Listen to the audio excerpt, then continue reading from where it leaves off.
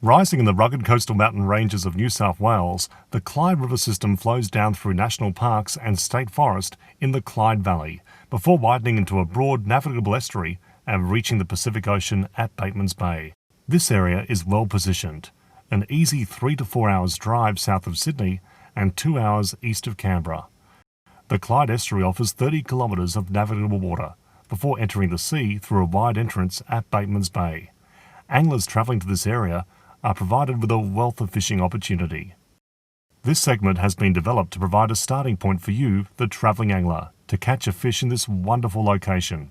But first, let's investigate the specific seasonal fishing options available in the area. School due are prominent in September to May, but if it's the big one you're after, then September and October are the months for you. Flathead are a year-round target, as are the yellowfin bream. However, big flathead are more common through the warmer months of October to May. The winter months of May to November are prime time for catching black bream and estuary perch. If it's a wild bass you're after, then the warmer months of October to April are worth considering. Tailor are a year-round option, with some bigger fish around in winter, and this rings true for luderick in the area. Whiting are most prolific in the spring to summer months. We have broken the Clyde estuary and local oceanic waters into sections to highlight available fishing options. Together, let's work through a map of the waterway and then watch some of our local fishing experts show us some successful fishing technique.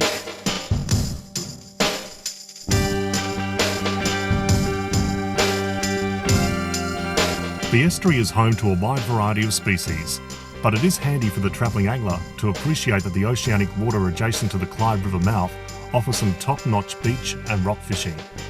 Local beaches and rocky points to the south of the bay offer largely protected waters and are used by locals to fish for bream, drummer, groper and blackfish. Using burley and local fresh baits is a favourite approach. It is the beach and rock fishing immediately north of the highway bridge that entices local beach anglers the most. Beaches such as Surfside Beach, Long Beach and Maloney's Beach are truncated by rocky points, and these areas experience more wave activity than their southern neighbours. The fishing on Long Beach can be excellent at times. A rising tide can produce some great tailor, bream, whiting and flathead fishing. Fishing a running or paternoster beach rig in the gutters and using baits of bloodworms, pippies, pink nippers and fish strip bait is a good starting point. If you want to fish from the rocks in the area, try targeting Acheron Ledge. Big snapper, mowong, jewfish, bream and kingfish have all been taken here. Trolling skirted and diving lures off the point has also produced tuna, bonito, kingies and tailor when they show up in numbers. Let's now join fishing correspondent Andrew McGovern to see some handy local beach fishing technique in action. People ask me all the time, where should I go fishing on a beach? A little bit of white water, some irregular wave action and different colours in the water. So look for those different colours. And the way to do that, good pair of Polaroid sunglasses and get to a high vantage point. Go look for your beach features during the middle of the day when the sun's nice and high, so you can look into the water and say, right, that's where I'm going to fish. Go home, make yourself a cuppa, have a beer, and then go back out about 3, 4 o'clock in the afternoon and attack the beach. When you're fishing the beach, you've got two choices. You've got a choice to fish a stationary bait, or you've got a choice to fish a moving bait. Now, depending on the conditions, I always like to start fishing with a stationary bait because I've generally identified a good feature. I want to put a bait right in the middle of that feature, on the edge of that feature, whether it's a gutter or a trough. So I always choose the paternoster rig. One of the most simple rigs that you can find around. Basically a paternoster rig is a 3-way swivel, which I have there, attached by a clip. I have a shorter leader going to my bait, and then I have a longer leader going down to my sinker. A variety of sinkers you can use. I prefer a star sinker, which is one of these. Come in a variety of sizes. 50, 60 grams is a good starting point. When you're beach fishing, when it comes to the tackle you want to choose, it's good to have the option of 2 outfits, one heavier and one lighter outfit. With your heavier outfit, you're looking at a standard beach rod around about the 3 to 4 metre mark. Anything around that size is about right. And generally what this rod and reel is going to do is you're going to be fishing sort of 20, 30 pound breaking strain line. Whether it's braid or mono, I prefer braid. Mono is just as good. What you're really doing, the purpose of this rod is to target your bigger fish. So your tailor, your big salmon, jewfish, sharks, and occasionally you're going to hook up on a stingray or something like that. So with your reel, you want a line capacity of about 250 metres because you just never know when you're going to hook something big off a beach. Nice smooth drag, like for any application of fishing, and that's really all you want. I prefer a threadline style reel, as I've got here, or an egg beater. A lot of people fish with alvies or side cast reels, which are actually very, very good as well. I've grown up using threadline, so I'm quite happy with this sort of thing. In a nutshell, that's really all you need for your heavier outfit. Your lighter outfit will have the same characteristics, but it'll just be a little bit of a lighter rod and a little bit of a smaller reel. Just as we speak, I'm on. So that was pretty good timing. So that's an overview, and what I've done is I've put the line out here, stationary bait as we've been talking. We've got a building tide, got quite nice features here. Yep, salmon. But again, you can see the paternoster rig. That's not a bad fish. The Clyde Estuary is home to most of our common southern species. It is one of the most northern systems which see the unique mixing of yellowfin and black brim. With a common species list that includes these fish, as well as the likes of jewfish, tailor, ludrick, flathead, whiting, estuary perch and bass, it is definitely one of the jewels of the southern New South Wales coastline. The estuary can be broadly broken into the lower, lower central, upper central and upper reaches. The waterway contains several sanctuary zones, so stay abreast of current boundaries and remember that there is no fishing in these areas. Let's now take a closer look at the lower reaches. This section includes the areas around the bridge, up past Butt Island and on towards Chinaman's Point. Key fishing structure beneath the bridge include bottom reef areas and the river rock walls. The area immediately below the bridge is host to some bottom reef patches and is a great place to deep water jigger brim, flathead or jewfish, using lures such as blades or soft plastics. The southern margin of the river along and below the area are largely rock wall and provide great land-based brim, ludrick, tailor and jew fishing. The main breakwater along the lower southern bank provides easy access for the shore-based angler, as well as boat ramps at either end. Casting baits and hopping soft plastics off the bottom are successful techniques from the rock walls. The highway bridge hosts boat ramps on either side and also provides a great fish holding structure in deep water. Burley and live baiting at night around the pylons has produced many a jew, quality flathead and brim for anglers. Lure fishing when the current permits is also a good option here. The sandy flats and drop-offs around Butt Island are a great place to fool a brim or flathead. The adjacent area of the channel are also a good spot for targeting jewfish, tailor and whiting in the summer. Many anglers spend time in this part of the system, fishing around the extensive oyster racks. Fishing alongside and up current of the racks and bait fishing with the use of burley is a great way to produce brim, flathead and ludrick. Fishing lures around the racks and over them when the tide is up is a favourite pastime on the Clyde Estuary. Fishing soft plastics and hard-bodied lures like blades and bib minnows will produce some great brim, as well as many other critters that call the racks home. Upriver of the power lines, the margins of the estuary above Snapper Point are full of working and broken racks. The rack areas and surrounding drop-offs are a great place to target brim, flathead, ludrick and whiting on bait and lures. The deeper drop-offs that run out from the racks and in between Observation Head and down past Snapper Point is a good location to drift for species such as jewfish. The rocky peninsula immediately above Pelican Inlet drops into deeper water and is a great place to jig soft plastics and blades for quality flathead and brim. Remember that Pelican Inlet is a sanctuary zone. Let's now head onto the water and join Andrew McGovern and Stuart Hindson as they target fish in this neck of the woods. Mate, we've got a whole heap of bait working over the top of these racks here. Lovely little drop off into about 3 metres of water from the racks.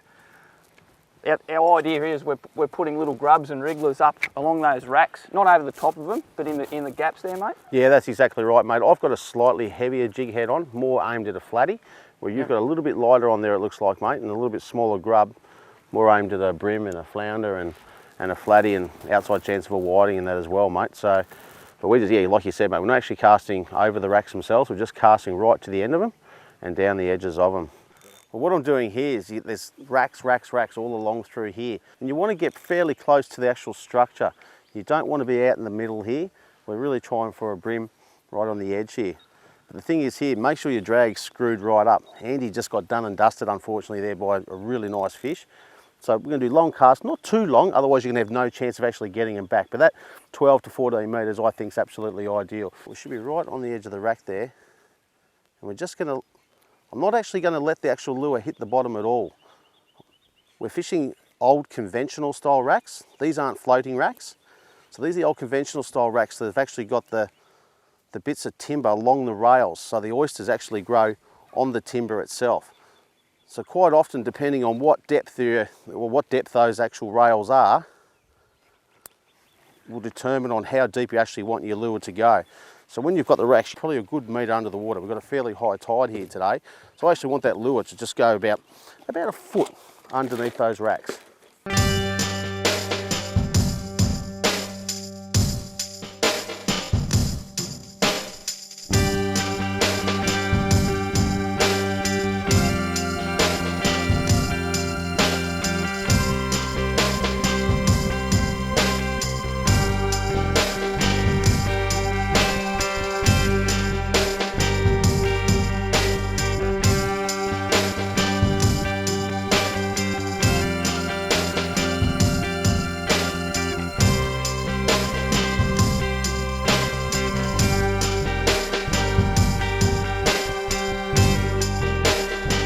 Let's now take a closer look at the lower central reaches. The system takes its first major turn above the mouth at Chinaman's Point. The bankside also begins to take on a slightly different look in these parts, with steeper tree-lined banks running all the way down to the water. Two tributaries run into the system here, in the way of Waterfall Creek and the Buckenbarra River. Much of these tributaries are sanctuary zones. However, the entrances to these areas contain rocky drop-offs and oyster racks, and are well worth a fish. The water immediately off Chinaman's Point is a deeper sandy rocky mix. Silver trevally, tailor, brim, flathead and the odd jewfish fall to well-presented baits and lures in this water. The middle of the river off Chinaman's Point hosts a long and deep hole. This hole is renowned for producing several prize jewfish each year, as well as trevally, brim, flathead and tailor. Anglers bait fishing off Chinaman's Point favour baits such as mullet, chicken gut, tuna strip bait, nippers and live potty mullet to tempt local species. Lure anglers spend much of their time here drifting, while jigging soft plastics and bladed lures. The southern bank opposite Chinaman's Point contains shallow rock bar and oyster rack structures that extend right along the outer sweeping corner. This area is a favourite for lure anglers targeting big brim. The big brim are joined by the usual suspects in a way of flathead, luderick, whiting and the odd flounder. Similar structure, be it separated by larger sandy stretches, can be found on the northern bank upriver from Chinaman's Point.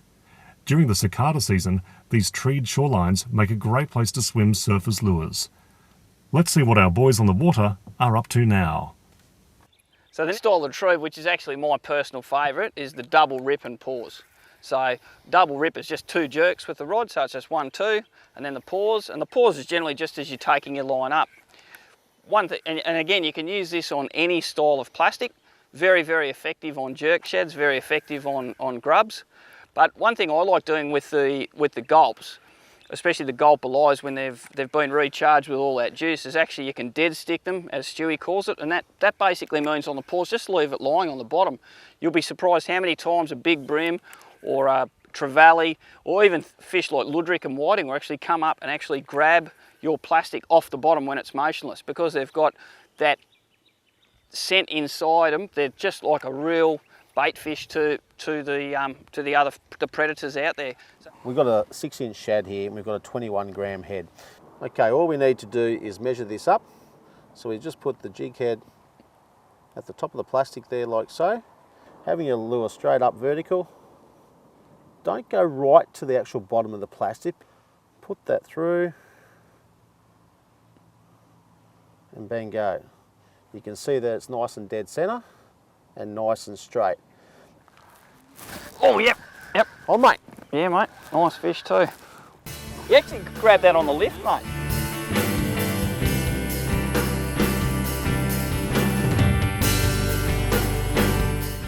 Oh, nice fish.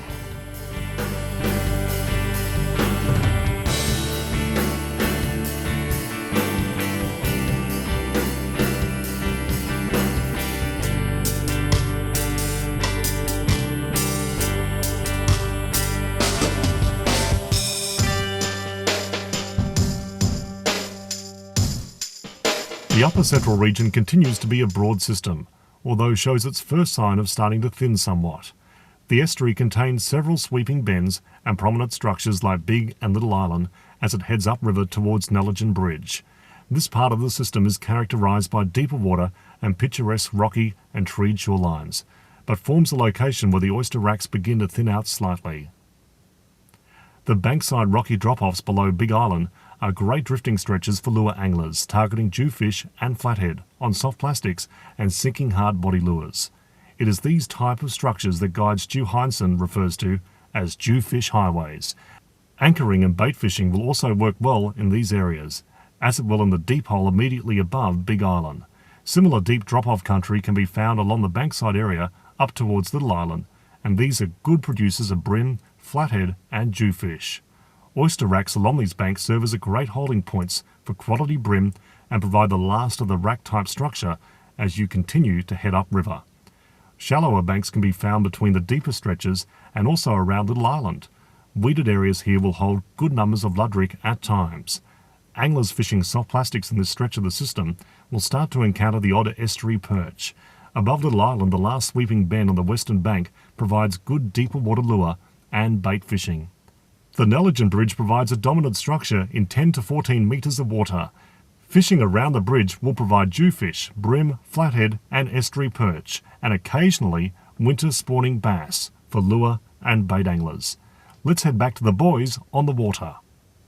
But the one that I'd like to show everyone out there is a long draw and a shake. So all you're actually doing is you're actually taking up your slack line, you just do a long draw, and then just as you get the top, you just give it a little shake, and all that's doing is bringing that jerk shad, and then as you're sort of slowing down at the top of your lift, you're actually then just shaking the lure, and the lure is actually staying basically in the one spot. It may drop a little bit, may lift a little bit, but it's staying in that one sort of vicinity. So what you're trying to do is engage the fish up off the bottom, following that tail, and all of a sudden it's pausing there and shaking. The fish is just going, hang on, I'm going to have you, and whooshka, and you're on. So it's, again, take up your slack line, it's just a long draw, and then a shake at the top. Now, one thing with this, it's very important that you control your slack line. One of the crucial factors of soft plastics fishing is actually controlling that slack line. If you lose control of your slack line, all of a sudden what you'll find is that you haven't got direct contact with your lure, and if you get a bite, you may actually miss that bite.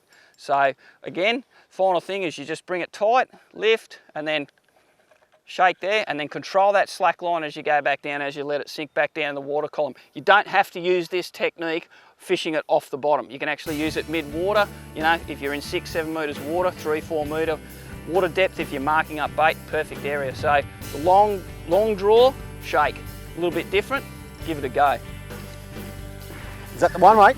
I think this is it. I've got 10 pound main line and 20 pound leader, mate.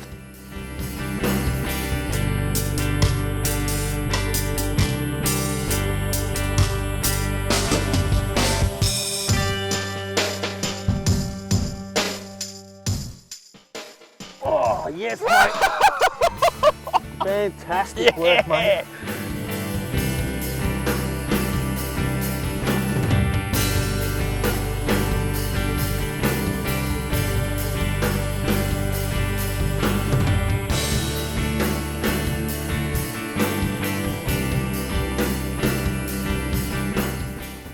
Fantastic. Down she goes. Let's now take a closer look at the Clyde Estuary upper reaches. The upper reaches of the estuary above Neligan Bridge showcase a pretty waterway, with steeper valley banks and sweeping shallower bends in a system that begins to gradually narrow. Shallow sandy banks are interspersed with deeper banks on rocky shores, and the banks are often host to good quantities of fallen submerged timber. These structures provide a great shelter and feeding ground for the dominant species upriver, which includes yellowfin brim, greater numbers of black brim, flathead, whiting, luderick, estuary perch, and bass. Several tributaries enter the system upriver of Neligan Bridge, and they can provide secluded places to fish for resident species. A favourite strategy in the upper reaches is targeting submerged timber with soft plastics and hard-bodied lures, as well as prawn, nipper, live potty and worm baits. Weeded areas out in the front of Caravan Creek provide good luderick fishing when these guys are in the system in numbers. Estuary perch, bass and black brim become more common the further you travel up this part of the system. Upriver of Cockvie Creek, these species become the most dominant fish encountered. Let's join Andrew and Stu as they show us some handy tips for catching the special estuary perch. One of the retrieves that's actually really successful with a soft plastic, it's that really violent shake. So you can let it just drop a little bit and then it's a really violent shake. And when you're fishing, very effective when you're fishing grubs and wrigglers, and you actually get that quite violent rattle with the lure. So you can allow it to sink down to the bottom if you want to actually fish the bottom for a flathead or a brim off the bottom. But the key is keep your retrieve fairly slow, because you want to give the fish plenty of time to actually pick up those vibrations of your lure.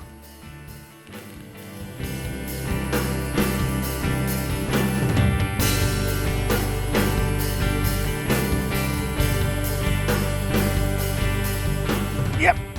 Oh Yes. yeah, nice work. It was off that same little spot too, mate. Beautiful. Just that little tick again, Andy. Yeah.